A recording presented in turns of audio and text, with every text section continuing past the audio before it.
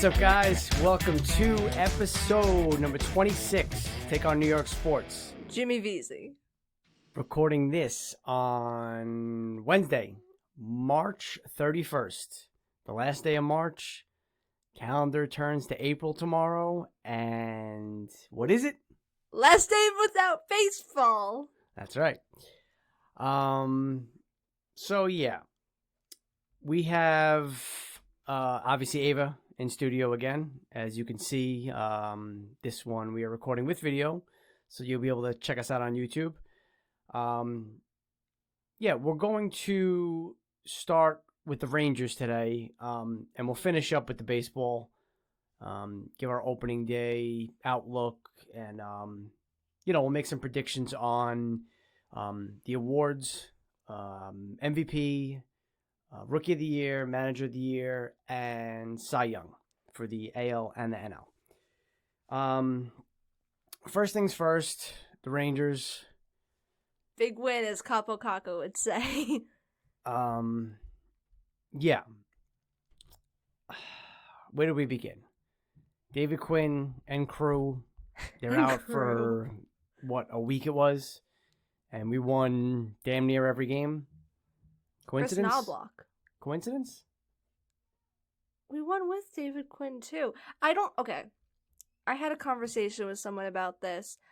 I know everybody wants to think it's because Quinn was gone, but if you're an NHL player and you play worse under a specific coach, you should not be in the NHL.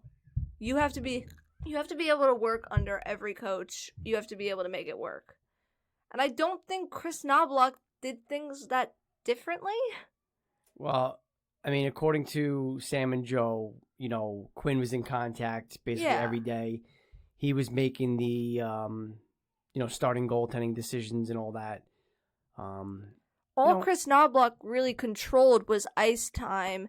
And one of the things that people complain about most with David Quinn is certain players' ice time. And I know that the young guys like Laff and Kakko had less minutes under Knobloch. Yeah. Well, the thing is, your top two lines, obviously, you're going to get the most playing time. Fourth line, they're going to get a little more time depending on how the game goes.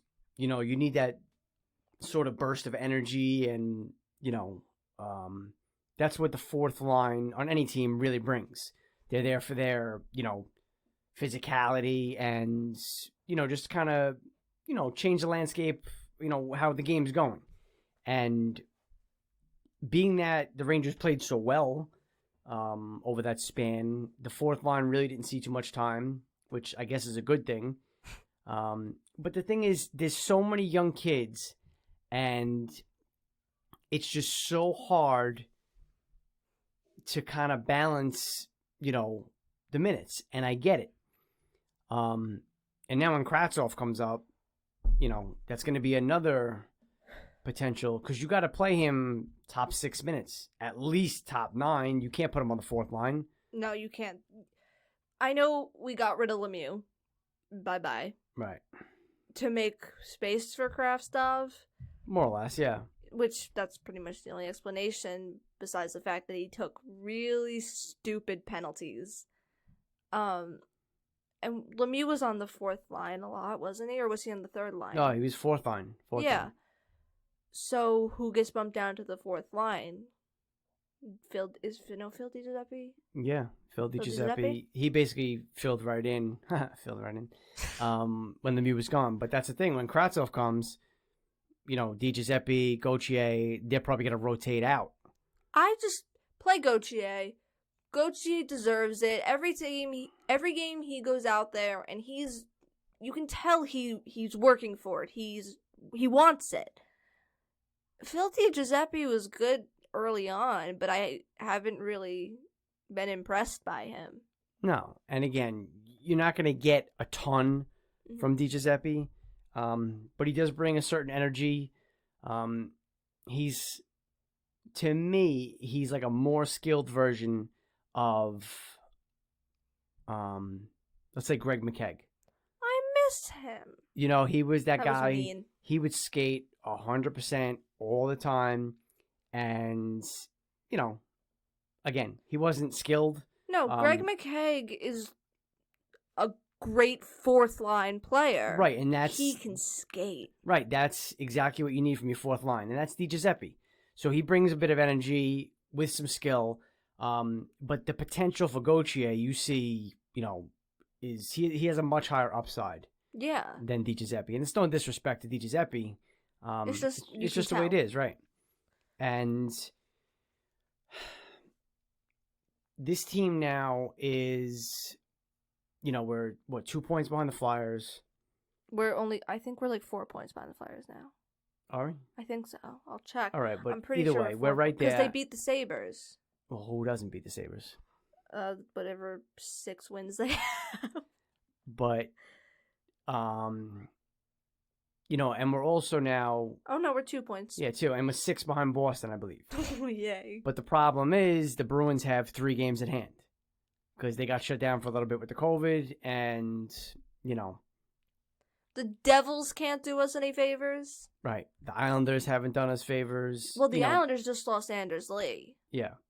And again, we shouldn't be worried about other teams. This is, you know, we dug our own hole. And again, it's not really about this season. We know that. It's about next season and going forward. Yeah, would it be nice to squeak into the playoffs this year? Of course it would be. But is it a realistic expectation, and is it a disappointment if we don't? Well, I have been looking at the draft this year, like the draft class. Mm-hmm. Matty Beniers is expected to go first overall. He plays for Michigan. He played with people like Trevor Zegras, and he played in the World Juniors. He's really solid. Pretty sure he's a center. Well, we ain't getting the first pick. I know. So. But then Luke Hughes is also in the draft. Not that the Rangers would draft him because he's a defenseman. Yeah, we got defensemen up the yin-yang. And wingers. Yeah. Defensemen and wingers we got. Yeah, we need centers, exactly. Trade for Trevor Zegras. And that's why the whole freaking Eichel talk, that's why it even started up. Which, again, I don't want him unless I'm getting him for next to nothing. You can have Brett Howden. Yeah.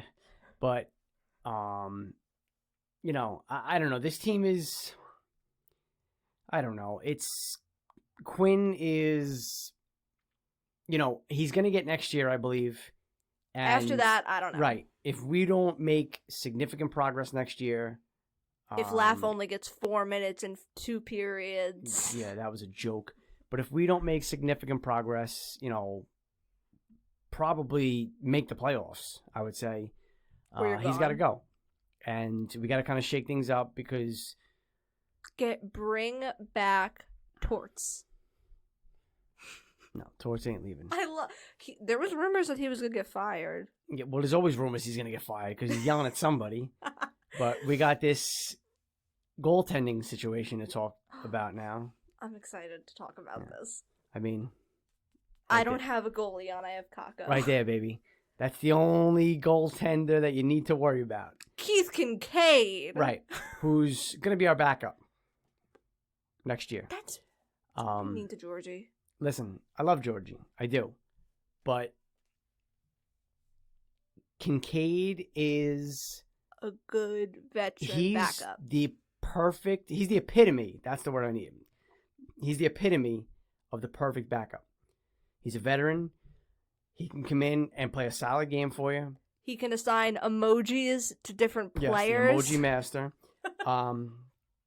But, you know, he could also, not that he's this, you know, world beater or anything, but he could kind of, you know, what's the word? I don't want to say teach Igor, but he can kind of just, mentor him. Yeah, I guess you can mentor him.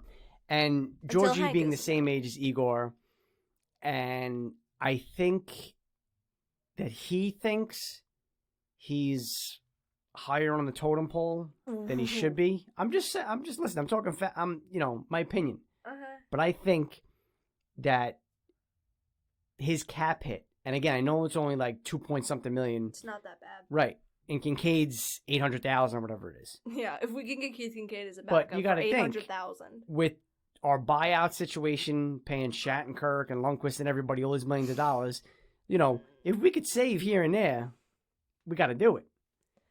And I think going forward, listen, if Georgie's our backup, that's fine too. But you don't usually see two young goalies.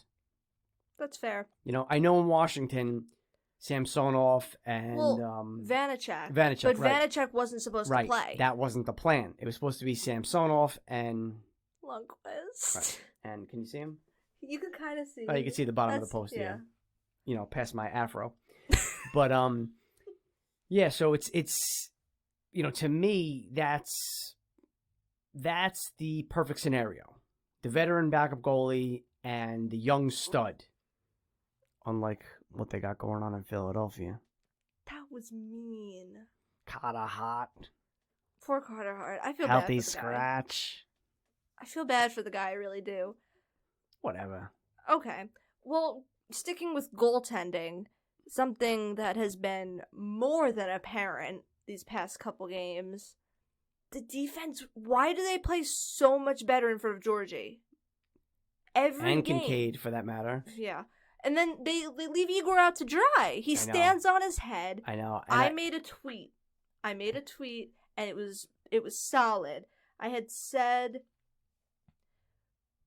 outstanding goaltending. Igor stands on his head, lets in 4 goals or something like that. But they were, you know, meh goals. Stands on his head. Rangers lose despite outstanding goaltending. Deja vu? And then a picture of Henrik Lundqvist. Yes. Yeah, well, that's what he had to deal with for many years. And Igor better call him up, be like, I don't know how you dealt with this. And again, I don't know if it's they get a little lax with Igor back there.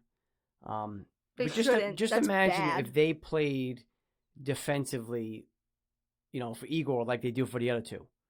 Yeah. You're talking Igor's letting up 1 or no goals a game then. Yeah, Keith Kincaid's shutout was like how many saves? I think it was like 18. Yeah. And Igor faced that in the first period the other night. Oh my God. And that's like a regular thing. Oh He's so good though, man. And speaking of good, you know who I'm going to talk about. Adam Fox. That's right. Norris Trophy winner. You heard it here first. The kid is a stud. He's insane. He could play goaltender. Apparently. He could play offensive scoring weapon, going coast to coast, you know, sniping a backhand top shelf.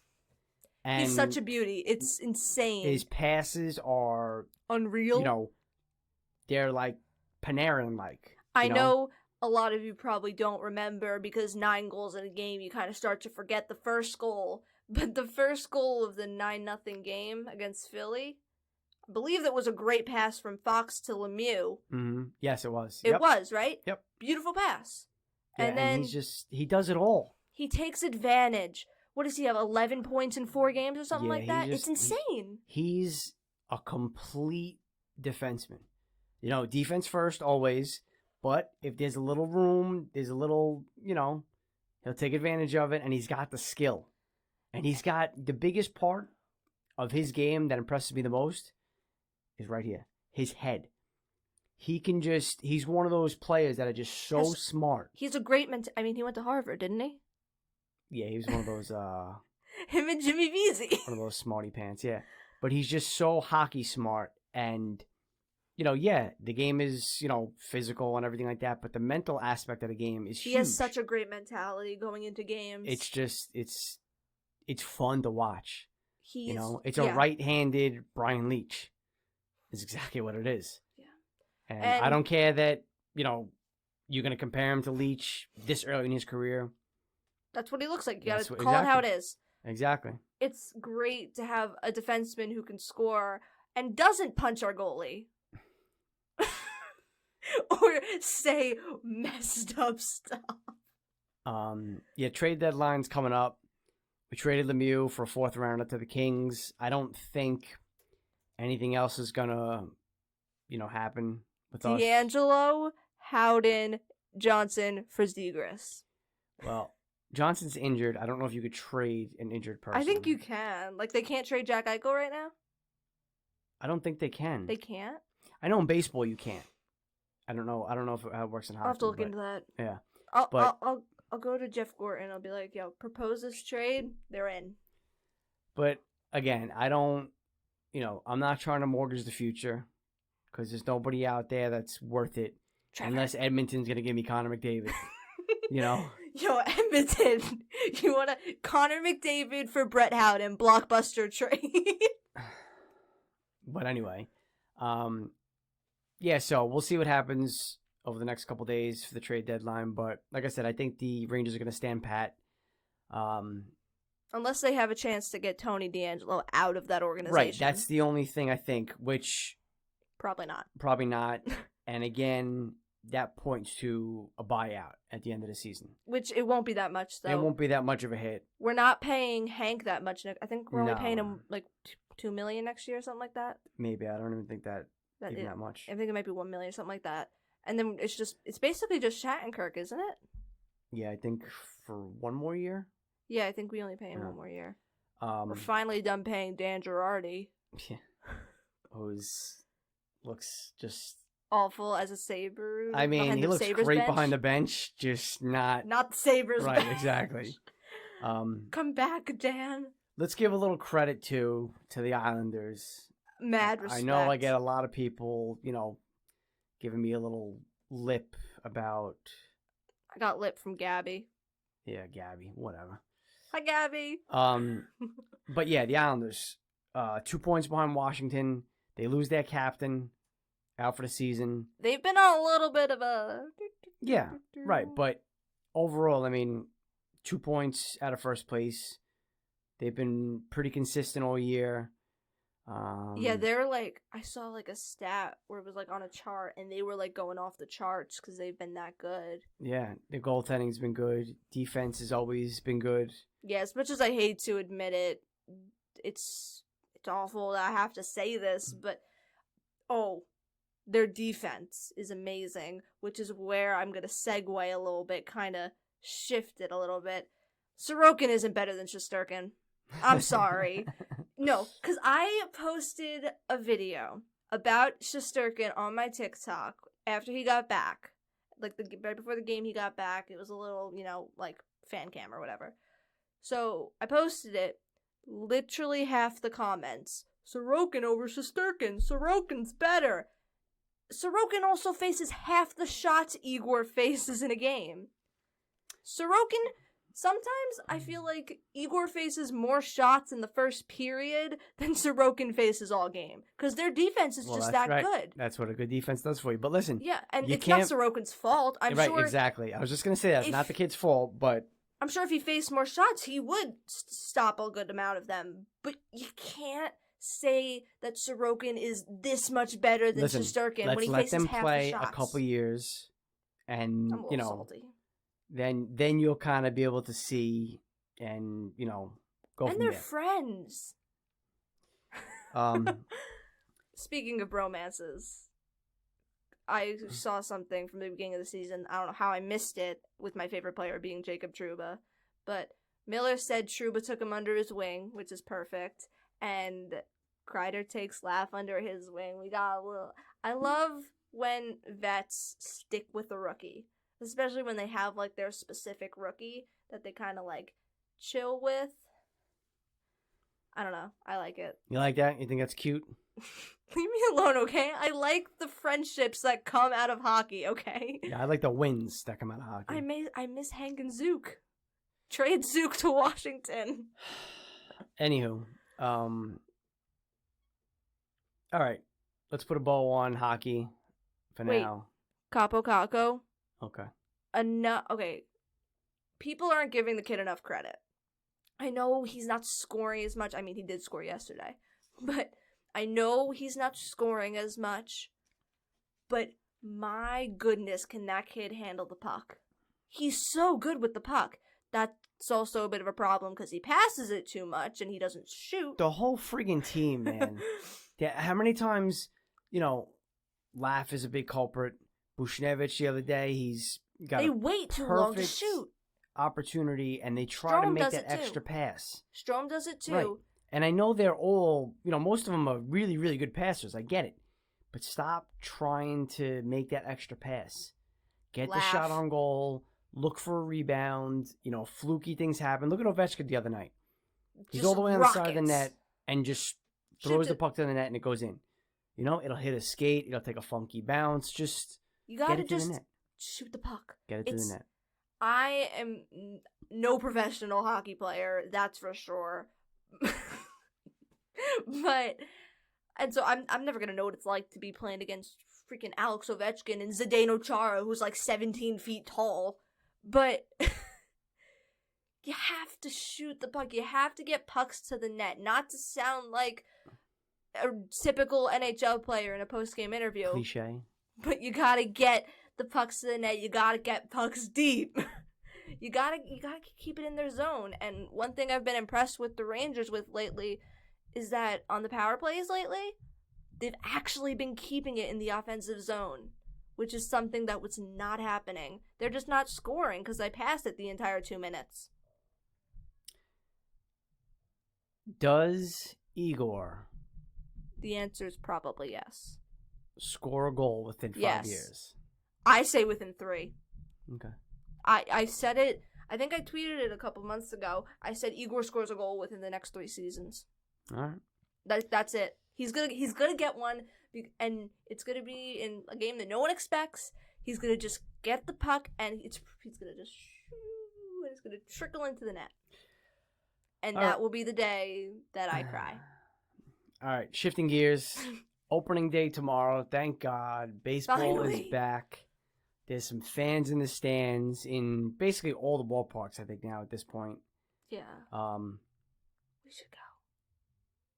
But it's just...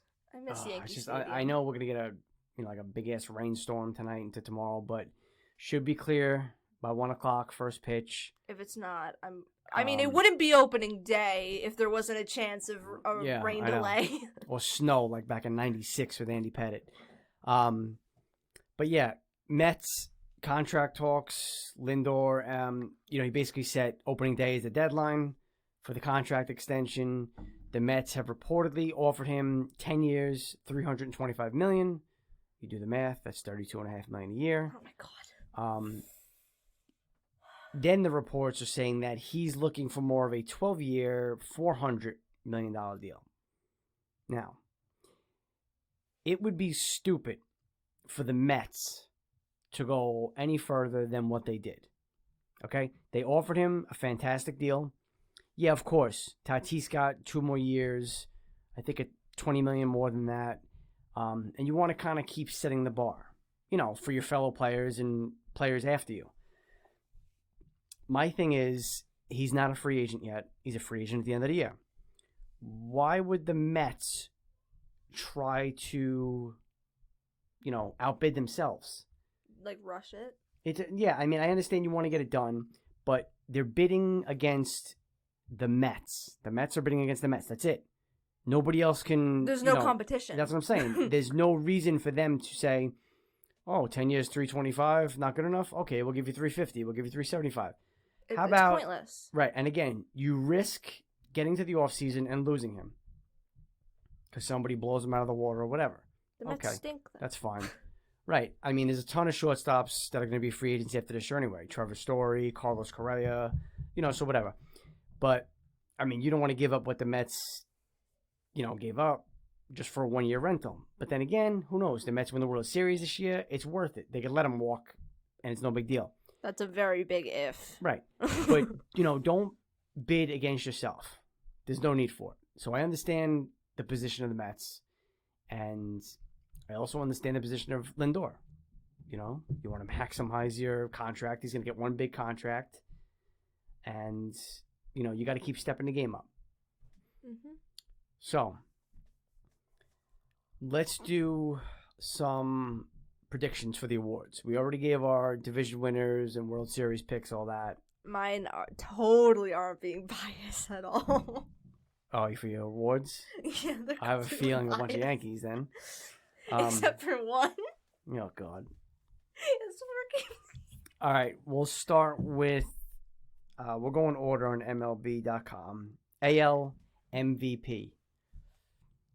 DJ LeMahieu. Please. Listen, he's gotten close twice. He deserves it. If You he coulda- has a good year, You could he argue he deserves could have it. won it. Should have won it last year. The Yankees keep getting robbed of awards. I would love to see him win it. You don't think he's going to? I just. If he has a really good year, he better have a really good year. I know. I have to go with Trout. I almost put him. I didn't Just want to because put I mean, answer. the guy's been in the league I think 9 years now, How many does he have? and he's been in the top 10 in voting every year.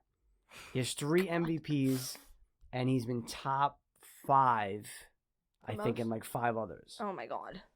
So he's just. insane. Oh no, it was like runner up in like 3 other ones, and like top 5 and 4. I don't know. It was just ridiculous.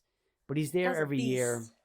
He's always And- going to be in the conversation. Exactly. That's the end of story. Exactly. So that's why. I can see it coming down to LeMahieu and Trout. Right.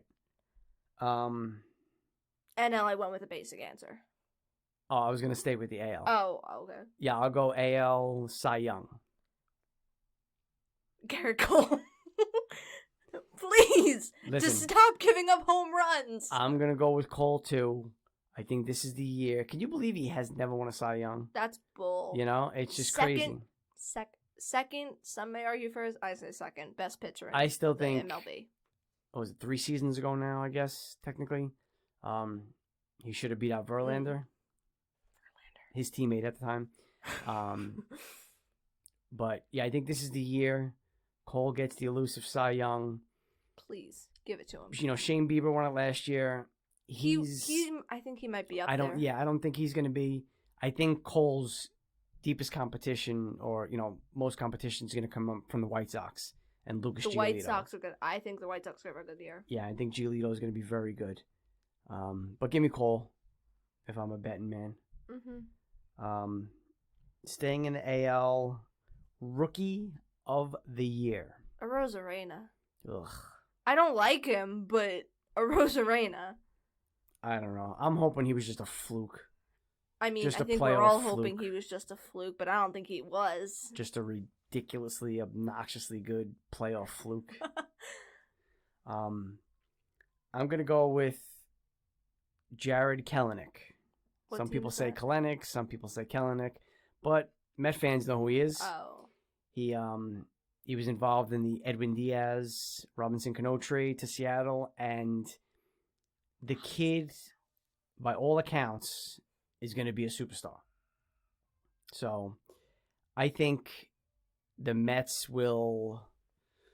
I mean, they got to regret that trade as it is now anyway. Because Diaz, he was a little better last year, but he's stunk. And Cano has been useless and then suspended. And you know what I mean? So, but I think Jared Kelenic wins the Rookie of the Year in the AL this year. And AL Manager of the Year. Take a wild guess. I'm going to say Aaron Boone. Correct, because he should have won it. What was it, 2 seasons ago? Yes. Should have won it 2 seasons ago. When Rocco Baldelli won it. Yankees made it far with all those injuries. Well, don't forget, it doesn't count the postseason. Still, they had a great season with all those injuries. I know. Aaron Boone. I'm going to go with a dark horse. Terry Francona. Cleveland Indians. Oh, I do know who that is. They're not going to make the playoffs, but I think they barely miss it. they're going to surprise some people. And Terry Francona, like Joe Girardi did when he managed the Marlins, everybody's expecting him dead last, just a team to walk over. But I think Francona, he'll have them playing, and I think he'll surprise everybody and win Manager of the Year. National League MVP. Mookie Betts, place your bets. I mean, that's a safe choice. That's a safe choice. Oh yeah, I was totally going for safe choice there. I'm going Juan Soto. on the Nationals. He was my second choice. Yeah, he's a superstar at this point too. As is Mookie Betts. I think Washington's gonna have a decent year this year. Better year than they did last year. And he's gonna be a big part of that. So I'm taking Juan Soto, NL MVP. Let's go to NL Cy Young. I think we both agree on this. Jacob deGrom. Jacob deGrom, yes. Hate to play against him. Love to watch him. Yeah, he's just... I don't know. Exactly. I don't even know the words. Speechless. He's just so... He's beyond our vocabulary. He's that good. He's so good. It's just ridiculous, and I don't see any way he doesn't win it this year. Yeah. And that'll be his third Cy Young, and that's, I hate the Mets, but I love the guy. Yeah. He's tremendous. He's a nightmare to play against. Yep. But he's so fun to watch. He's one of those pitchers that I could literally watch their highlights for hours. Mm-hmm. He'll throw 100, 101, 102, paint in the corners. He's filthy. It's beautiful. Yep. NL Rookie of the Year. I don't know who this is. I didn't know any of the rookies in the NL. I'm gonna be completely honest with all of you. Brian Hayes, I think is his name. I think that's how you say it. Okay. I thought it said Kevin Hayes at first. I got excited. On the Pirates. Okay. I'm gonna go with the Marlins. Sixto Sanchez, not Sixto Sanchez. Sixto Sanchez. Oh gosh. He's a pitcher. He was really good at the end of last year. And I'd like to see a pitcher win Rookie of the Year. Yeah, I think he's going to have a big year. And I think the Marlins are going to surprise some people, too. And 3 years ago, Miguel Andujar should have won Rookie of the Year. Now, who was it? Ohtani? Yeah. Ohtani now, if you watch him in spring training, he might be competing with Trout for an MVP. He's been lighting it up on the radar gun. He's been hitting the crap out of the ball. So, I mean, if he does the pitching and the hitting thing again, yeah, if he, which that's the plan, but if he does it to his abilities, his caliber, yeah, he could easily win MVP. And then finally, we're going to go with NL Manager of the Year. I mean, it's somewhat of an obvious choice just because of how good the team is. Dave Roberts. Okay. Dodgers. Mm-hmm. I'm going to go with Luis Rojas, the New York Metropolitans. I thought about putting him because I think the Mets are going to have a good regular season. The Mets are going to have a good year, especially when Syndergaard comes back. Thor. And right, he's Thor. Yeah. I think... Cheetah. I still don't think the Mets are going to win the division. I do think they get one of the wild cards, though. And... honestly, I'd like to see the Mets in the playoffs. Yeah, I mean, I got nothing against them except when they're playing the Yankees. And if we meet in the World Series again, that'd be awesome. I know you weren't alive for 2000. It was just... And especially the fact that we won in 96, 98, 99, and we were going for the three-peat, against the Mets. It was just crazy. It was crazy. And then we just shellacked them. See, it'd be awesome to see one of two World Series as a Yankees fan. You want Yankees-Dodgers. I want Yankees-Dodgers. I wanted Yankees-Dodgers last year. I wanted Yankees-Dodgers the year before. Yankees-Mets would be pretty awesome. Yep.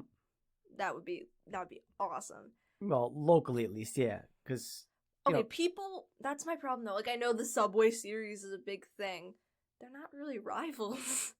No, it's the really. New York rivalry, but they're not really rivals. They're not even the same league. It's not right. It's not like Rangers Islanders who are in the same division that play each other a zillion times a year. Knicks Nets, same thing. And then the Jets and the Giants fall into the Yankees Mets category because they're not in the same leagues. You know what I mean? They don't even play each other every year. They play each other once every 4 years. Right. Like the Olympics. Yep. All right, well, that's going to put a bow on episode number 26. I want to say something real quick. Something. Just about Adam Fox, because I thought of this as we were talking about baseball. Never heard of him. Because we were talking about Lindor. I think the Rangers should try and get that contract as long as possible. And we were talking about this a couple weeks ago. This is going to sound really mean. He's young. He might take less money because he's like, woohoo, yay, extension. Listen, there's a lot of teams that, try to do that. And I think we should try. Yeah, you look at, who was it? Evan Longoria on the Tampa Bay Rays. They signed him when he was really young, and, he was a very good player for a long time, and they signed him to a long-term deal at a really reasonable amount of money. And teams like that, small market teams, that's how they can do that. They got to take chances on young kids who will take less money. Yeah. You look at Tatis Jr. Again, I know he signed at $385 million, whatever it was, but, if he has another season or 2 seasons like he did, he probably could have even got more than that then. Yeah. So you try to, and that's, the Yankees, that was talked about too with the Yankees. Judge, Sanchez, what do you do? Luckily, we haven't re-signed them, we haven't extended them to long-term deals yet, because we don't know if Judge can stay healthy. We don't know what Sanchez is going to do. So it's a catch-22. You want to lock up these young players for a discount, quote unquote, for a long-term deal. But you need to make sure they're going to be good. But then it could bite you in the ass. However, we're not talking people like Aaron Judge. We're talking Adam Fox. No, I know, yeah. Who is an absolute stud. Mm-hmm. The NHL writers and social media are finally giving him the recognition he deserves, and I'm loving it. He is so good. Take advantage of it while you can, because if you let Adam Fox hit free agency, it's over. Honestly, I see no way, especially if the Rangers have to pay more people more money. There is no way that I just can't see it happening. If we let him hit free agency, I don't see him resigning. Well, again, we got a few years till we have to worry about that. I know. I'm just looking very far into the future here because he is so good. I know you don't want to hear it, but what happens in a few years? Maybe Trouba's not even here. No, because he has a no movement clause, and he knows that if he leaves, it will break my heart. So he's gonna do it. He's gonna stay for me. Guys, I love him. All right, guys. Trouba and Miller, love them together. Love Lindgren and Fox. I think we should trade Hayek, and I think we should call up Reunionen. Is that how you say his name? Enjoy opening day. Mets, Nationals, Yankees, Blue Jays. Judge is okay, by the way. He's ready to go. I know there was a little scare. He was under the weather. He's fine. Cole starts for the Yankees. Giancarlo Stanton.